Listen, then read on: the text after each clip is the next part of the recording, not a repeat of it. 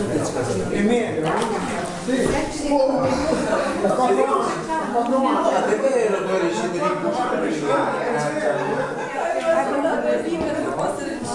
Am fost acolo, nu să-ți căsătoriți de 3-4 ani, sunteți căsătoriți? Nu mai avem vietă, o să nu, e în curcă. Da, în curcă? Nu pot niciodată. Și pe mine la început m-a purtat, că eu nu purtam minele, nisam și Când eram student, dacă vreau să agăți în discoteci la minut, puneam verighetă. Da, știam, mai auzit varianta asta. Da, mă, cu experiență, cu bani, una deja au decis că ești îndeajuns de unde. Nice record. There are some people that are wedded and then wear the wedding ring. They say, it's something old and not necessary. It's something that is official and Yeah. and the feelings are most important. I was joking when I was a student. The wedding ring helped me a lot to pick up girls. It's the best magnet, you know. Why so? In the disco, you know, they see the wedding ring, they know at least 3 things. That you must be good in bed, you must have money, and some other woman already chose you for life. So she doesn't have to bother with little things, you know. Well, I agree with the first and the last, but how does it connect it with money? Because no poor man, you know, will actually get married. No, that's not true. It's some popular belief, you know, Yeah. that you should at least have some state, you know, you do this step. Nu, eu am înțeles că orașul era din Siberia. In Russia, there's Siberia. Deci, Italia.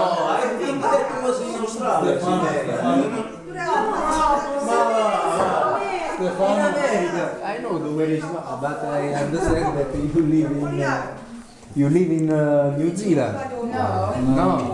Stefano, Italia, Siberia. No. Italia, Siberia. The same, yes. Yeah, the same.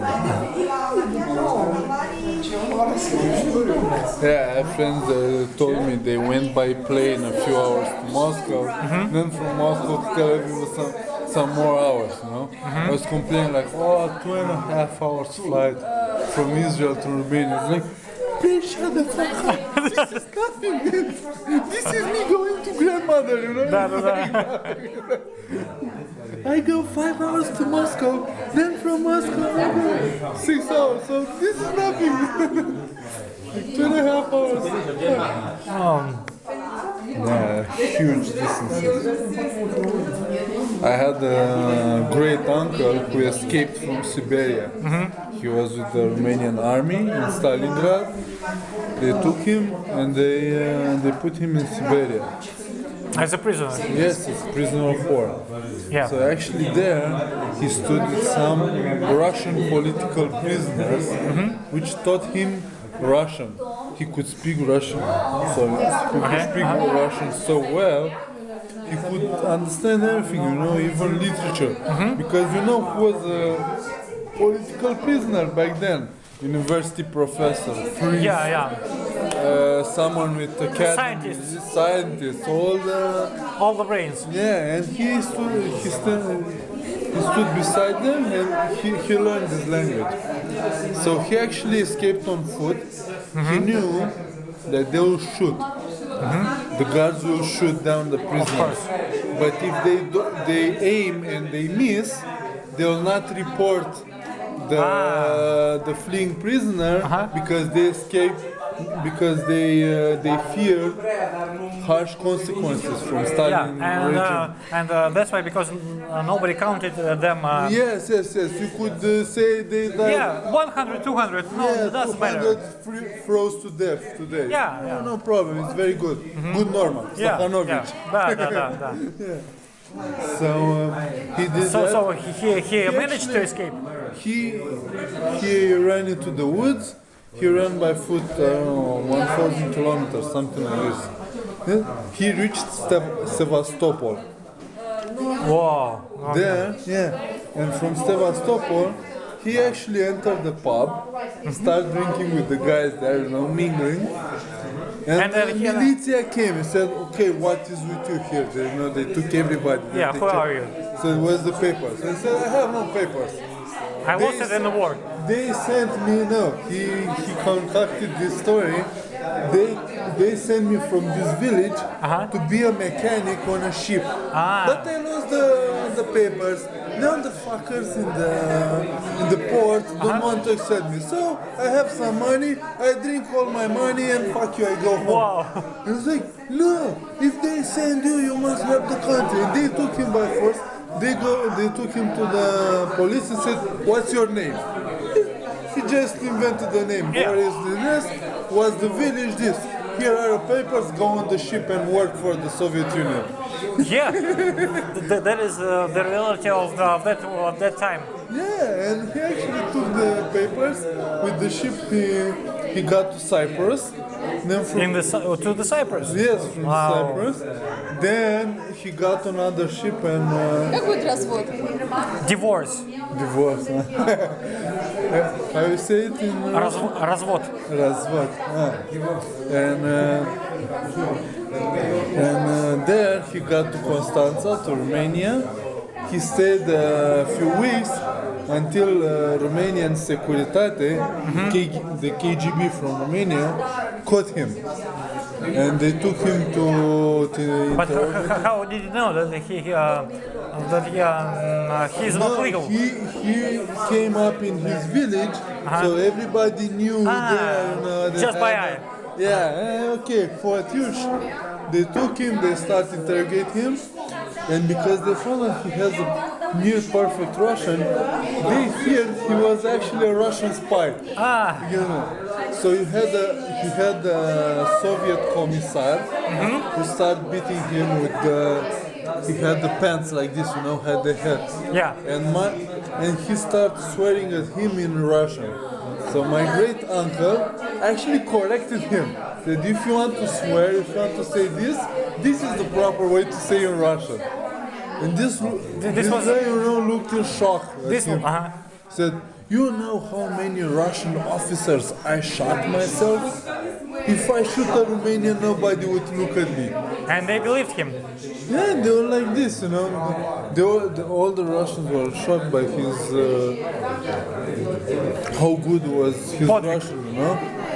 And then they beat him. They did some inquiries, but they released him.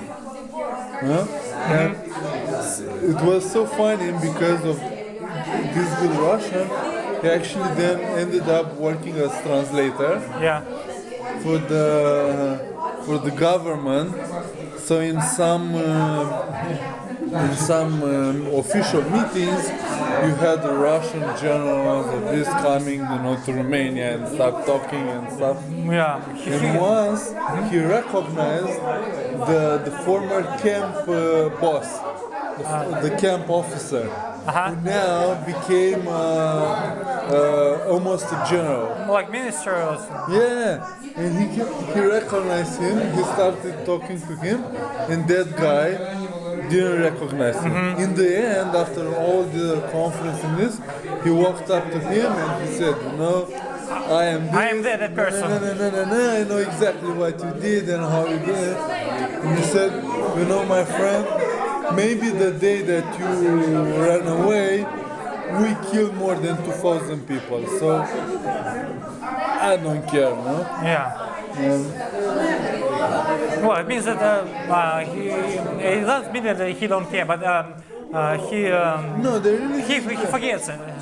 they didn't kill. They killed people like cattle. Yeah, It was yeah. nothing for them. And to the end of his life, my great uncle was aware of the danger of communism because he said, "Okay, we were Romanians fighting against them, so I can see the reason for us to be there in that camp."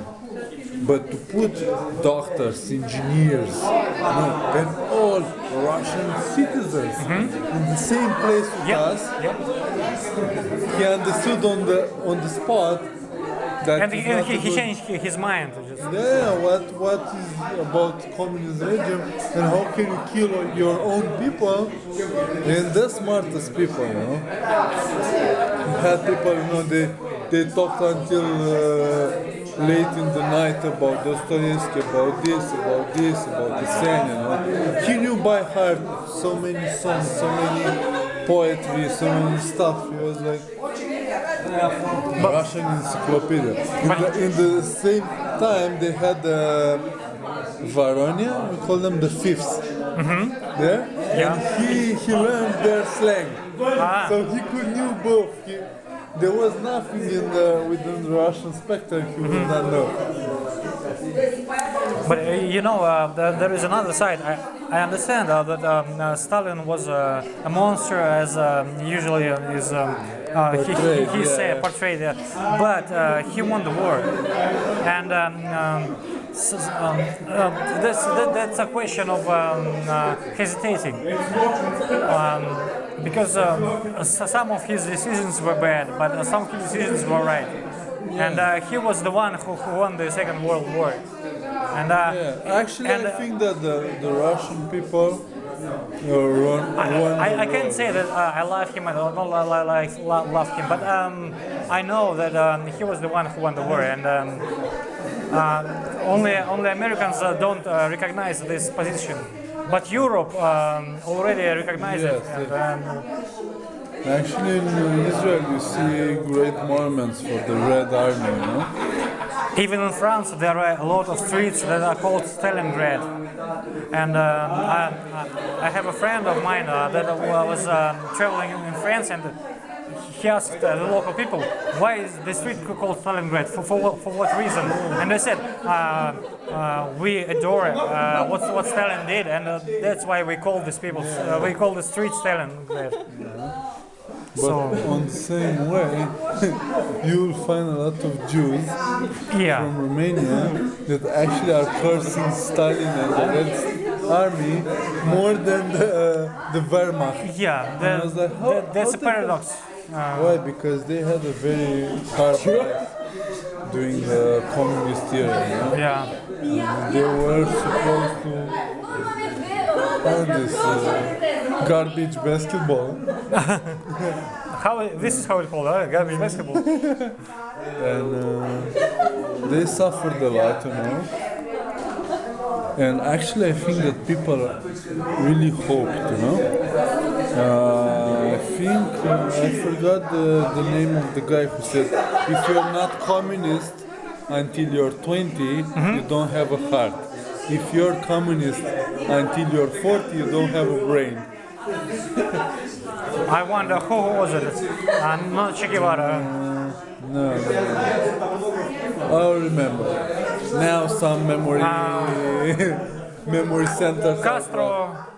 No? No. Someone from philosophy field. I read But the notion of communism initially appeared in some, I know, 18th century. Yes, from Marx, Engels, yeah. Actually, communism is older than that. It goes back to Plato. When he wrote Republica, Platon. In Russian. Republica, you have that. Yeah, of course, yeah. I've read it in the university. What did you study? Pedagogical university. I am a teacher, but I don't teach. I work in the IT industry. What, you're a programmer? Or? I am a leader of the documentation team. So we document all the programs that our developers develop. Okay. I have some connections also with high tech. I'm a technical writer. But my position can also be called technical writer. Yeah? Yes. This is what I told you. We document our programs, writing on-screen helps, guides, tutorials. That's technical writing. Yeah. Покурим? Let's go smoke. I don't know, but let's go for a conversation.